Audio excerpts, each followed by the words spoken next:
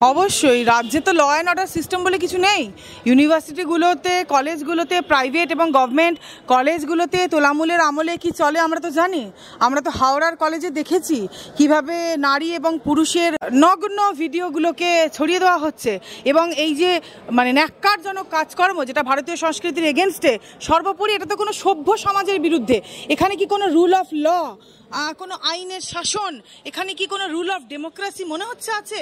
যে দলই হোক, যে কোনো দলের প্রিন্সিপাল নিশ্চয়ই এটা নয় যে নোংরামোগুলোকে সাপোর্ট করা, ভারতীয় যে সংস্কৃতি কালচার সেটাকে অবমাননা করা। কোনো দলের কি এটা লক্ষ্য, কোনো দলের কি এটা উদ্দেশ্য হতে পারে? তাহলে কোনো পার্টিকুলার দল, কোনো পার্টিকুলার পলিটিক্যাল পার্টি সংবিধানের নামে শপথ নিয়ে যখন এইগুলোকে অবমাননা করে, এই রাজ্যে রুল অফ ল নেই? এই রাজ্যে কি আমরা রুল অফ ল আশা করতে পারি না? এই রাজ্যে কি আজকে তাহলে আমাদেরকে শিক্ষা প্রতিষ্ঠানে দাঁড়িয়ে দেখতে হবে যে নগ্নতা? আজকে আমাদের শিক্ষা প্রতিষ্ঠানে ধর্ষণের পর ধর্ষণ, এ কি রূপ!